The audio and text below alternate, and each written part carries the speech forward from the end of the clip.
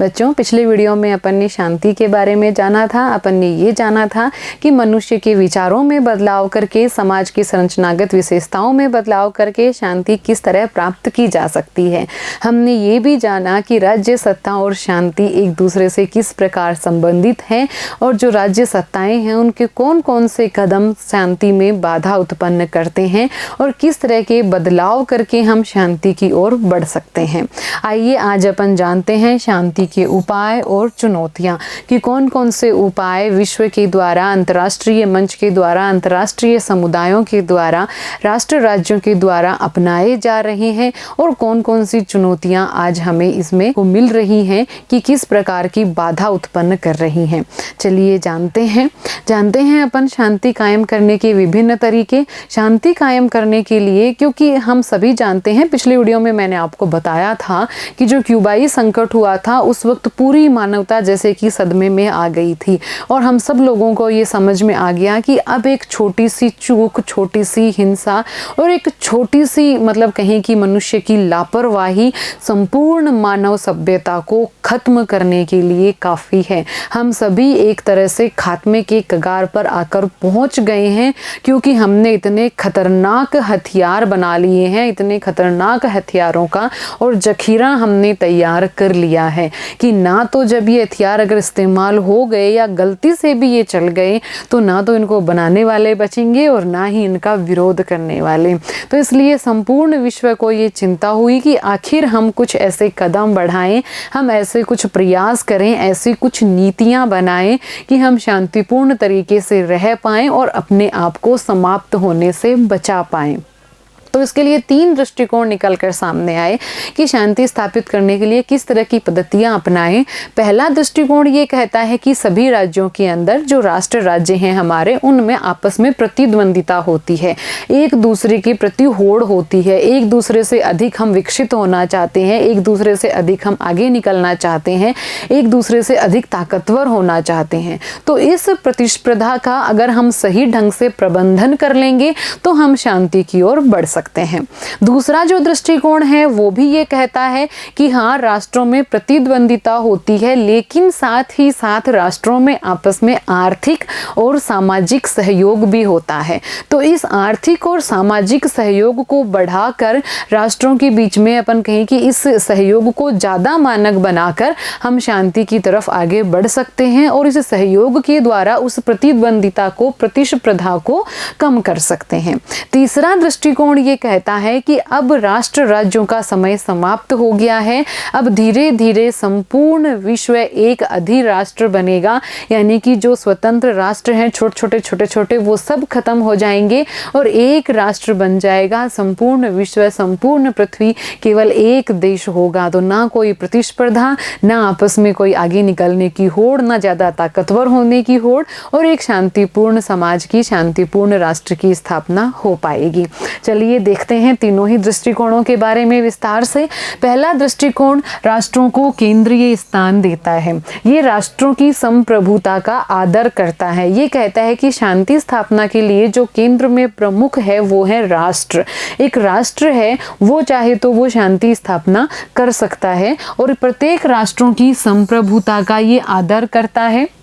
संप्रभुता अपनी राजनीतिक विज्ञान का एक बहुत बड़ा टॉपिक है जिसको अपन आगामी कक्षाओं में अध्ययन करेंगे। यहाँ मैं थोड़ा सा आपको बता दूं, संप्रभुता का मतलब किसी भी राष्ट्र के पास ये अधिकार होता है कि वो अपने आंतरिक और बाह्य मामलों में कोई भी निर्णय लेने के लिए पूर्णतया स्वतंत्र है। तो वो है संप्रभुता। तो ये जो पहला दृष्टिकोण है वो राष्ट्रों की संप्रभुता का आदर करता है और केंद्रीय महत्व देता है एक राज्य सत्ता को। राष्ट्रों के बीच प्रतिद्वंदिता को जीवंत सत्य मानता है। ये कहता है कि राष्ट्र, संप्रभु राष्ट्र होंगे तो उनके बीच प्रतिस्पर्धा तो होगी ही होगी, क्योंकि मानव मात्र का व्यवहार ही ऐसा है और हम मानव मिलकर ही तो राष्ट्र बनाते हैं। तो इस तरह की प्रतिस्पर्धा होगी आपस में मानवों में। तो क्या किया जाए? तो ये किया जाए कि उसका उपयुक्त प्रबंधन किया जाए। ये जो प्रतिद्वंदिता है इसका उपयुक्त प्रबंधन हो, संघर्ष की आशंका का समाधान सत्ता संतुलन की पारस्परिक व्यवस्था के माध्यम से हो। यानी कि जब भी संघर्ष की कोई आशंका हो तो फिर दोनों राष्ट्रों के बीच में इस प्रकार की कोई बातचीत हो, कोई तरीका अपनाया जाए जिससे कि दोनों ही सत्ताएं मिलकर संतुलन करें, संघर्ष से बचाव करें। तो ये पहला दृष्टिकोण है। ये कह रहा है कि प्रतिस्पर्धा होगी ही होगी, शांति रोकने के लिए उस प्रतिस्पर्धा का प्रबंधन करना आवश्यक है और संघर्ष की आशंका को दोनों ही राष्ट्रों की सत्ता संतुलन के द्वारा रोका जा सकता है, खत्म किया जा सकता है और हम शांति की ओर बढ़ सकते हैं।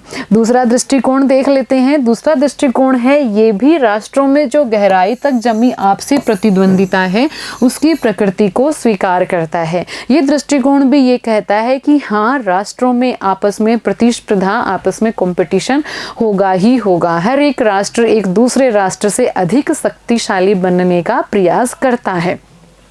इसका जोर सकारात्मक उपस्थिति और परस्पर निर्भरता की संभावनाओं पर है, लेकिन इसका जो जोर है वो किस पर है कि सकारात्मक उपस्थिति, सारे राष्ट्र हैं उनकी उपस्थिति, और दूसरा आपस में निर्भरता की अब धीरे धीरे ज्यों ज्यों मानव ने प्रगति की है, ज्यों ज्यों तकनीकी विकसित हुई है, त्यों त्यों हम ज़्यादा एक दूसरे पर निर्भर हुए हैं, हमारी एक दूसरे पर निर्भरता बढ़ी है। हालांकि आदिकाल से ही हम सभी एक दूसरे पर निर्भर हैं।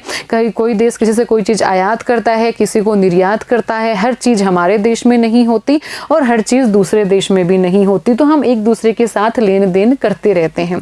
तो ये कह रहे हैं कि और अधिक जो जो आगे प्रगति हुई है त्यों त्यों राष्ट्रों की एक दूसरे पर निर्भरता बढ़ती चली जा रही है, जो कि अच्छा है, सकारात्मक है। विभिन्न देशों के बीच विकासमान सामाजिक और आर्थिक सहयोग को रेखांकित करता है ये वाला दृष्टिकोण कि विभिन्न देशों के बीच लगातार आर्थिक और सामाजिक सहयोग बढ़ रहे हैं।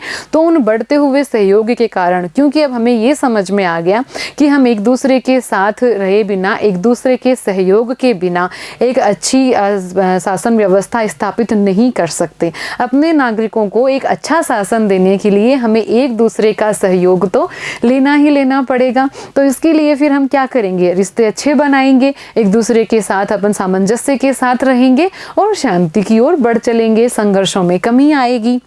तो अपेक्षा है कि ऐसे सहयोग अंतर्राष्ट्रीय समझदारी को प्रोत्साहित करेंगे कि फिर हम समझदार बनेंगे, वहाँ पर हम अपने रिश्तों को अच्छा बनाने की कोशिश करेंगे, जिससे वैश्विक संघर्ष कम होंगे और शांति की संभावनाएं बनेंगी। अब अपन देखते हैं तीसरा दृष्टिकोण, जो कि मैंने बताया था, वो कल्पना करता है एक अधिराष्ट्र की, कि अब जो राष्ट्र हैं छोटे छोटे वो नहीं बचेंगे और एक संपूर्ण मानव समुदाय एक राष्ट्र में बदल जाएगा। देख लेते हैं क्या कहता है ये दृष्टिकोण। ये राष्ट्र आधारित व्यवस्था को मानव इतिहास की समाप्त प्राय अवस्था मानता है। ये वाला दृष्टिकोण ये कहता है कि जो ये राष्ट्रों वाली व्यवस्था है ना, वो अब लगभग समाप्ति के कगार पर है, थोड़े ही वक्त में ये समाप्त होने को है। ये अधिराष्ट्रीय व्यवस्था का मनोचित्र बनाती है। अधिराष्ट्रीय व्यवस्था, संपूर्ण राष्ट्र मिलकर एक राष्ट्र, वैश्विक समुदाय के अभ्युदय को शांति की विश्वसनीय गारंटी मानता है और कहता है कि जैसे ही वैश्विक समुदाय बनेगा, संपूर्ण विश्व एक अधिराष्ट्र बनेगा, तो वो गारंटी है शांति की, क्योंकि ना तो राष्ट्रों में प्रतिस्पर्धा होगी, ना आगे बढ़ने की होड़ होगी, ना हथियार बनाने की होड़ होगी, ना किसी देश का दूसरे देश पर आक्रमण की बात होगी। तो वो एक विश्वसनीय शांति की गारंटी मानता है। किसको? अधिराष्ट्रीय व्यवस्था के अभ्युदय को। अंतर्राष्ट्रीय समुदाय के बीच राष्ट्रों की सीमाओं के आर पार बढ़ती अंतः क्रियाएं, मतलब ये क्यों मान रहे हैं, अधिराष्ट्रीय व्यवस्था की कल्पना क्यों कर रहे हैं? क्योंकि ये कह रहे हैं कि आज विश्व में जो राष्ट्रों के बीच में भौतिक दूरियां कम हुई हैं, जिस तरह से राष्ट्र आपस में एक साथ आ रहे हैं, जिस तरह से बहुराष्ट्रीय कंपनियां जो कि लगभग सभी देशों में आपस में अपना व्यापार कर रही हैं, तो वो कंपनियां हैं, वो जो आवागमन के साधन अब हो गए कि राष्ट्रों के बीच दूरी कुछ बची ही नहीं। इंटरनेट की व्यवस्था हो गई कि भौतिक दूरी अपन मान ही नहीं सकते, यहाँ बैठे अपन किसी भी दूसरे देश के व्यक्ति के साथ बातचीत कर सकते हैं। तो ये जो बढ़ती तकनीकी है, ये जो बहुराष्ट्रीय कंपनियों का बढ़ता हुआ जाल है, ये सारी की सारी चीज़ें एक दिन हमें तब्दील कर देंगी एक अधिराष्ट्र में। और जैसे ही हम एक अधिराष्ट्र में तब्दील होंगे, हम निर्माण करेंगे संपूर्ण वैश्विक समुदाय के एक राष्ट्र का, उस दिन हम एक शांतिपूर्ण समाज में रहने लगेंगे। ऐसा मानना है तीसरे दृष्टिकोण का। अब अपन देख लेते हैं कि लेकिन चुनौतियां क्या हैं। ये तो दृष्टिकोण हो गए, हमारी सोच हो गई कि किस तरह से हम शांति की स्थापना करें, और इस तरह से क्योंकि हम बढ़ भी रहे हैं इन सब चीज़ों की ओर, जब अपन ने ये जान लिया कि ऐसे शांति स्थापित हो रही है तो निसंदेह उसके प्रयास भी मनुष्यों के द्वारा किए जा रहे हैं। लेकिन फिर भी ऐसी कौन सी चुनौतियाँ हैं जो हमारे सामने आ रही हैं। देखिए बच्चों, पिछले वीडियोज़ में अपन ने जो दूसरा विश्व युद्ध था उसकी कुछ तस्वीरें मैंने आपको दिखाई थी, और वहाँ अपन ने बात की थी कि कितना नरसंहार वहाँ हुआ था, कितने लोगों ने अपनी जानें गंवाई थी और कितनी क्षति मानवता को हुई थी। तो उसके बाद में स्थापना हुई थी संयुक्त राष्ट्र संघ की, और हम सब मानवों ने मिलकर ये निर्णय लिया था कि विश्व में हम भविष्य में हम कभी भी इस तरह का विश्व युद्ध नहीं होने देंगे, हम आपस में शांति के साथ रहेंगे। और संयुक्त राष्ट्र संघ को ये जिम्मेदारी सौंपी थी हम सब ने मिलकर कि आगे कोई भी ऐसी घटना को रोकने का प्रयास करेगा संयुक्त राष्ट्र संघ, एक देश कोई दूसरे देश पर गलत तरीके से आक्रमण कर रहा है या फिर कहीं की गलत तरीके से किसी छोटे देश को और उसका शोषण किया जा रहा है, उस पर अतिक्रमण किया जा रहा है, तो संयुक्त राष्ट्र संघ वहां पर हस्तक्षेप करेगा। यानी कि विश्व में होने वाली हिंसा की घटनाओं को वो रोकने का प्रयास करेगा और हम सभी लोग उसका सहयोग करेंगे। ऐसी एक संयुक्त राष्ट्र संघ की स्थापना हुई, संधि हुई, जिस पर विश्व के बहुत सारे देशों ने हस्ताक्षर किए थे। अब देखते हैं चुनौती। तो सबसे पहली चुनौती तो यही है कि संयुक्त राष्ट्र संघ है वो शांति के प्रति खतरों को रोकने में और समाप्त करने में सफल नहीं हुआ। निसंदेह संयुक्त राष्ट्र संघ ने बहुत अच्छी भूमिका निभाई है, बहुत सारे संघर्षों को इसने रोका भी है, लेकिन ऐसे भी बहुत सारे उदाहरण हैं जहां पर संयुक्त राष्ट्र संघ सकारात्मक कार्यवाही नहीं कर पाया, जहां पर संयुक्त राष्ट्र संघ निष्पक्ष नहीं रह पाया। तो ये हमारे लिए एक बहुत बड़ी चुनौती है। दूसरा, जो दबंग राष्ट्र हैं जैसे कि अमेरिका जैसे कि बड़े राष्ट्र जिनको संयुक्त राष्ट्र संघ में भी वीटो शक्ति प्राप्त है, तो ये संयुक्त राष्ट्र हैं, इन्होंने भी अपनी संप्रभुता का प्रभावपूर्ण प्रदर्शन किया, ये भी अपनी दबंगाई दिखाते हैं, कई बार ये भी अधिकार जमाते हैं अन्य राष्ट्रों पर। इसके भी बहुत सारे उदाहरण आपको इतिहास में पढ़ने को मिलेंगे। जिन राष्ट्रों ने क्षेत्रीय सत्ता संरचना और अंतर्राष्ट्रीय व्यवस्था को भी अपनी प्राथमिकताओं और धारणाओं के आधार पर बदलना चाहा, ये जो दबंग राष्ट्र हैं, जो विकसित राष्ट्र हैं, तो उन राष्ट्रों ने जो अंतर्राष्ट्रीय समुदाय है, अंतर्राष्ट्रीय संरचना है, जो एक दूसरे के साथ अपन ने प्रेम पूर्ण सद्भावपूर्ण रहने के जो तरीके और जो रीति रिवाज अपन अपनाना चाह रहे थे, उन्होंने उनको भी बदलना चाहा। किस लिए बदलना चाहा? वही निज स्वार्थ और निज हित के कारण, जो कि अपन ने पिछली वीडियो में बात की थी कि एक स्वतंत्र जो राष्ट्र है इकाई के रूप में, वो अपने नागरिक अपने और बाकियों को गैर समझने लगते हैं। वो अपने राष्ट्र के हित की बात करते हैं, वो अपने नज़रिए से केवल ये कोशिश करते हैं कि कौन सी अंतर्राष्ट्रीय संरचना का, कौन से अंतर्राष्ट्रीय संधि का इस्तेमाल मैं मेरे हित के लिए कर लूं। तो निज हित के कारण, निज स्वार्थ के कारण इन्होंने जो संरचनाएं थी, प्राथमिक धारणाओं के आधार पर जो संरचनाएं बनी थी, उनका भी इन्होंने परिवर्तन करना चाहा। आक्रामक राष्ट्रों के स्वार्थपूर्ण आचरण के कारण ही आतंकवाद का उदय हुआ। जी, ये भी शीत युद्ध की ही घटना है। शीत युद्ध के दौरान इन दोनों राष्ट्रों ने, सोवियत संघ और अमेरिका, एक दूसरे को नीचा दिखाने के चक्कर में, एक दूसरे को पछाड़ने के चक्कर में, दोनों ने ही एक साम्यवादी और एक पूंजीवादी अपनी अपनी व्यवस्थाओं के प्रसार के लिए आतंकवाद जैसी ये जो एक अपन कहें कि भयावह राक्षस हमारे बीच है, उसको इन्होंने जन्म दिया था। इन्हीं दोनों राष्ट्रों की आपसी प्रतिस्पर्धा ने, और आज तक जिसका दंश ये संपूर्ण मानव जाति झेल रही है। आतंकवादी संगठनों के पास भी, और सबसे बड़ा जो हमारी शांति के अंदर खतरा है वो है कि आतंकवादी जो संगठन है उनके पास भी उन्नत तकनीक है, उन्नत हथियार हैं, उनके पास भी आणविक अस्त्र शस्त्र हैं, जो कि एक बहुत बड़ी चुनौती है हमारे शांति के लिए। बात करें अपन कि एक शांतिपूर्ण व्यवस्था की स्थापना के लिए हम कल्पना कर रहे हैं अधिराष्ट्र की, लेकिन हम इनसे कैसे निपटेंगे? देखिए, शांति के लिए कुछ कदम जो कि हमें एक कहें कि तसल्ली पैदा करते हैं दिल के अंदर कि इतनी चुनौतियां अपन ने बड़ी, निसंदेह संयुक्त राष्ट्र संघ है वो हर जगह निष्पक्ष नहीं रह पाया, हर जगह सकारात्मक कार्यवाही नहीं कर पाया। बहुत से दबंग राष्ट्र हैं वो भी अन्य छोटे देशों पर अपने निज स्वार्थ के कारण अतिक्रमण कर रहे हैं और गलत तरीके से उनके संसाधनों का इस्तेमाल भी कर रहे हैं। और आतंकवाद जैसी जो घटनाएं हैं हर रोज विश्व में घटित हो रही हैं, बाधक हैं शांति में उपायों में बहुत बड़ी बाधक हैं, लेकिन फिर भी कुछ ऐसे तथ्य हमारे सामने जो मन को तसल्ली देने वाले हैं, जो थोड़ा सा ये हमें एहसास कराते हैं कि नहीं, शांति की ओर भी हम बढ़ रहे हैं और कुछ सकारात्मक कदम हम इस दिशा में भी उठा पाए हैं। तो देखिए, सबसे पहला उदाहरण अपन देखते हैं। जापान और कोस्टारिका देशों ने सैन्य बल नहीं रखने का फैसला किया। द्वितीय विश्व युद्ध के बाद में इन देशों ने ये कहा कि हम सैन्य बल रखेंगे ही नहीं। तो क्यों नहीं कर सकता हर देश ऐसा कि हर एक देश अपने सभी अस्त्र शस्त्रों को, आणविक हथियारों को समाप्त कर दे, खत्म कर दे और सैन्य बल रखे ही नहीं, किसी के पास ना कोई सेना हो ना हथियार हो, तो सीधी सी बात है युद्ध भी नहीं होंगे। और एक शांति के लिए कितना बड़ा अपन कहें कि एक उदाहरण प्रस्तुत किया इन देशों ने। तो इस ओर हमें सोचना चाहिए कि कुछ ऐसी संधि या कुछ ऐसा तरीका या कुछ ऐसी चीज, ऐसी बात हो जाए कि सारे के सारे राष्ट्र इस बात पर सहमत हो जाएं कि हम एक ही वक्त में सब मिलकर अपने हथियारों को एक साथ समाप्त कर देंगे और कोई सैन्य बल नहीं रहेगा, कोई सेनाएं नहीं रहेंगी और फिर बाद में ना कोई युद्ध की बात होगी ना कोई हिंसा की बात होगी।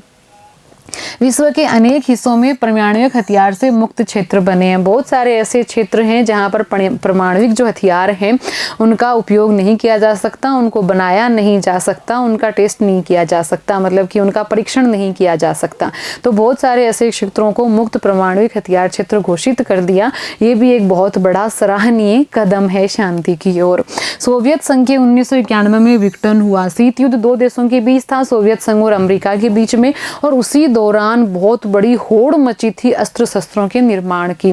लेकिन अच्छा हुआ 1991 में सोवियत संघ का विघटन हो गया, ये छोटे छोटे देशों में टूट गया और जिस वजह से अब जो दो शक्तियां थी जिनके बीच प्रतिस्पर्धा थी वो प्रतिस्पर्धा खत्म हुई और एक तरह से थोड़ा सा अपन कहें कि एक शांति की ओर ये एक बहुत ही बड़ा और एक ऐतिहासिक कदम हुआ एक तरह से कि दोनों देशों के बीच प्रतिस्पर्धा की समाप्ति के कारण वो हथियारों की होड़ है वो भी समाप्ति की ओर आई। विश्व में आज शांति आंदोलन चल रहे हैं। इन आंदोलनों को लेखक, वैज्ञानिक, शिक्षक, पुजारी, पत्रकार हर कोई समर्थन दे रहा है।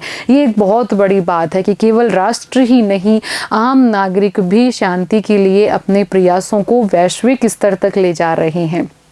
ये भी एक बढ़ती हुई तकनीकी का ही परिणाम है कि आज अगर कोई शांति आंदोलन अमेरिका में चल रहा है तो हम यहाँ बैठे उसको ज्वाइन कर सकते हैं।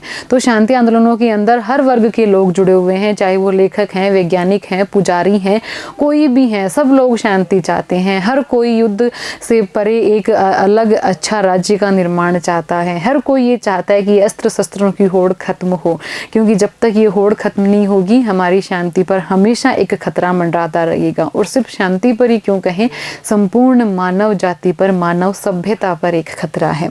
महिला सशक्तिकरण और पर्यावरण आंदोलन ये भी शांति आंदोलन के साथ जुड़ गए, जिससे कि निसंदेह है शांति आंदोलन मजबूत हुए। कि महिला सशक्तिकरण का आंदोलन जुड़ गया, पर्यावरण आंदोलन जुड़ गया, तो एक मजबूत आंदोलन बना शांति आंदोलन। और इन्होंने एक शांति अध्ययन नाम की एक ज्ञान की नई शाखा का भी सृजन कर लिया। तो अब ये था शांति के लिए उपाय, शांति आंदोलन। अब अपन लेते हैं कुछ सवाल। देखिए, क्या आप जानते हैं कि शांतिपूर्ण दुनिया की ओर बदलाव के लिए लोगों के सोचने के तरीके में बदलाव जरूरी है। सोचिए इस बात पर कि हम इस दुनिया को एक शांतिपूर्ण दुनिया में बदल लें, हम एक शांतिपूर्ण समाज का निर्माण कर लें। इसके लिए क्या कोई मूलभूत वैचारिक बदलाव लाना चाहिए? क्या लोगों की सोच में बदलाव लाना चाहिए? हाँ, तो फिर कैसे? क्या किया जाए कि लोगों की सोच में बदलाव आए? क्या किया जाए कि हम एक राष्ट्र के रूप में अपने आप को ना देखकर हम एक अधिराष्ट्र के रूप में अपने आप को देखें? देशों की आपसी होड़ कैसे खत्म हो, लोगों की आपसी प्रतिस्पर्धा कैसे खत्म हो, सामाजिक भेदभाव कैसे खत्म हो, किस तरह का बदलाव विचारों में आए और किस तरह से आए?